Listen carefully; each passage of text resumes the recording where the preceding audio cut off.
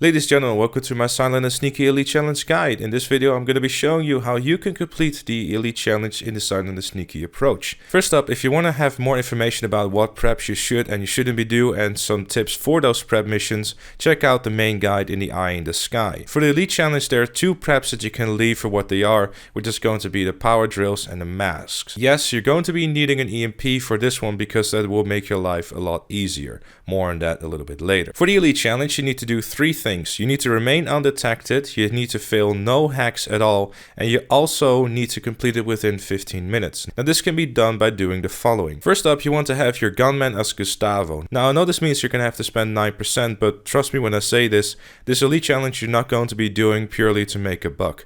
The Elite Challenge itself is only going to give you 50,000, and if you complete all three, you get 350,000 plus a little award. So we're going to be picking Gustavo as a gunman because he has a carbon rifle Mark II with a suppressor, which is going to make our life a lot easier. So if you do the unmarked weapons, make sure to pick the rifle loadout and not the shotgun loadout. For the driver, we're going to be taking Taliana because he has the option of a juggler as a getaway vehicle.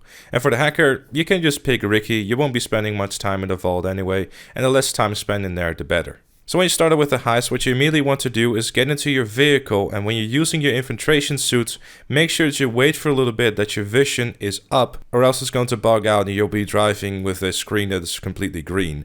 Not very pleasant to drive. The location I'm personally starting from is in Vinewood. However, this location right here could also be a very good option to start from. Any other location I wouldn't really advise because you're probably going to be short on time. However, it could be possible if you're fast enough, but I wouldn't personally risk it. And yes, let me also point out the obvious. The gameplay you're seeing is recording during the snow. However, it's not going to affect routing or anything. These vehicles are just a little bit more slippery, so if you're watching in July, Merry Christmas. Right, so once you're at the casino, there's a few things that are extremely important. First of all, you want to make sure to take out the cameras with your stun gun.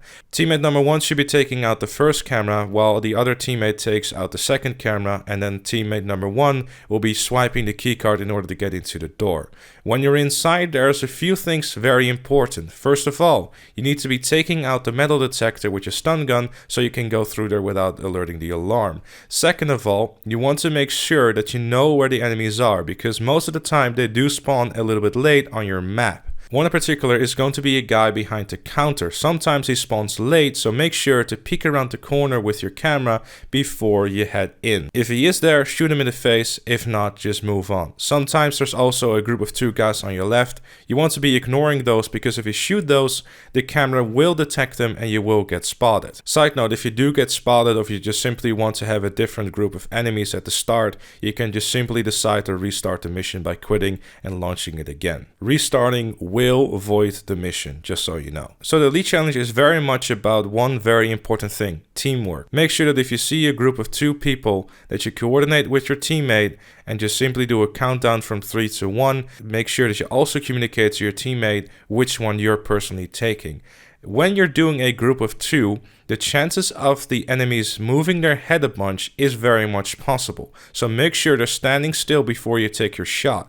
If you miss, you will get detected, at least speaking from personal experience. So before entering the security room, what you want to make sure of is that the guy in the hallway is walking away and then you take out the camera with your gun.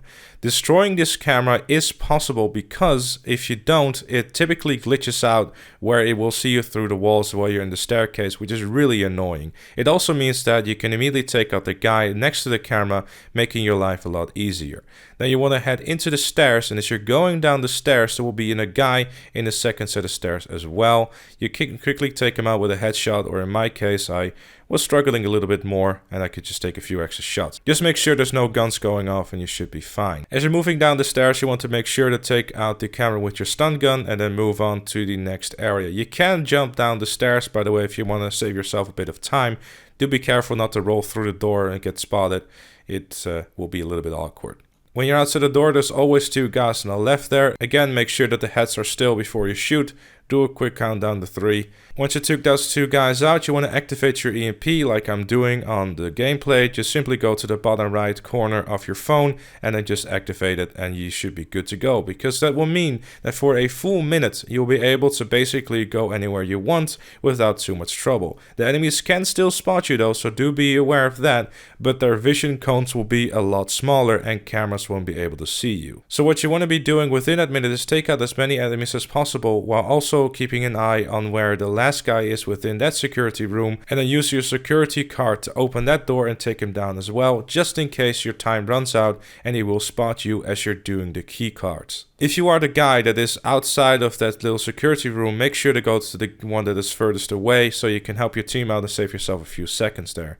Activate the key cards, and in my case the EMP was deactivated right on time. Make sure that if you're in this man trap that you jog and jump at the same time. This jumping will save you a bunch of seconds and will make you go faster. Once it's time to drill, you want to make sure that you're tapping your fire button in order to get through the drill section as fast as possible. What I personally found to be working is that if you're around the mid area of how hot your laser is to keep tapping your fire button in order to go through this quickly. If you overheat once or twice, it's not a major deal, you should still be fine, but try to avoid it as much as you can. Once you're in the vault, you need to take a minimum of $150,000 before you can exit the vault again, so keep an eye on how much you've grabbed and then move on back outside of the vault again.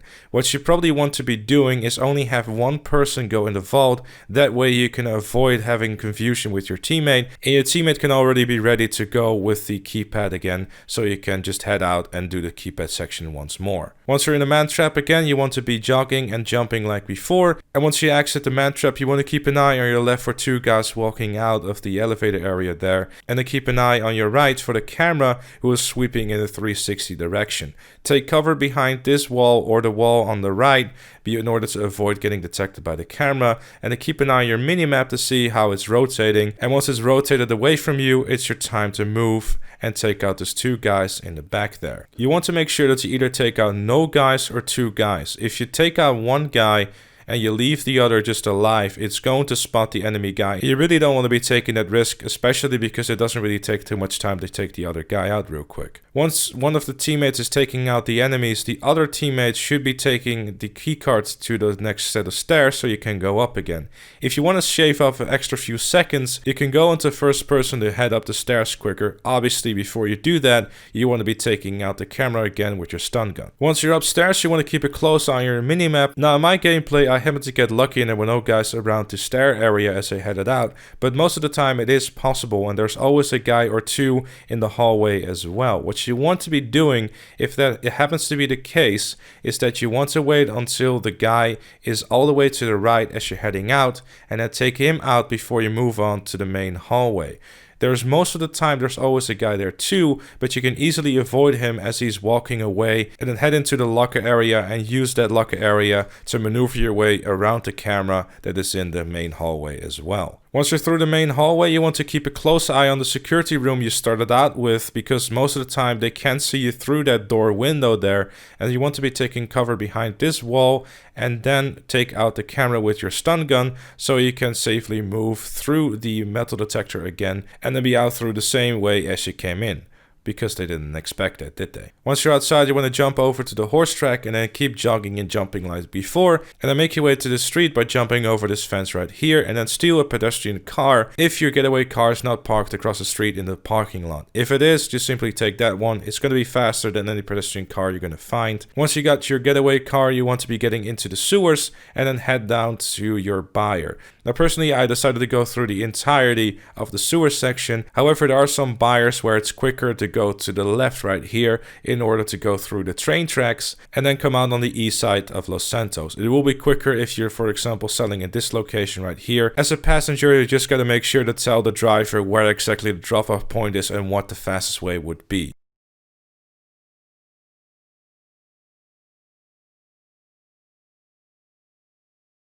Just for reference, the exit of the sewer is in the middle of the map on the main highway, and the train exit is going to be about right here. Now before you exit either the train exit or the sewer exit, what you want to make sure of is that you lost the cops. This way you don't have to worry about cops anymore, you could just casually drive to the buyer and you will be fine. Now even with the amount of mess ups I had during the slippery weather that is going on in Los Santos at the time of recording, I still was able to do it with 37 seconds to spare, so that does mean that there is plenty of time within the heist itself before getting away, so just take your time with your shots. If you could see by the gameplay, we really made sure that every time we took a shot it was going to hit, because you do have time for that. So keep in mind that if you are trying to do this elite challenge, don't be too stressed about the time. You will be fine, and if you're not confident enough with the time before you finish the heist, just quit it and restart it again before you have to do all the prep missions again, because if you do so, there will be a waste of time. But with all that said and with all that done, that was it for this one. I hope you enjoyed and found it useful. If you did, make sure to leave it a like, subscribe for more, and I'll see you all later.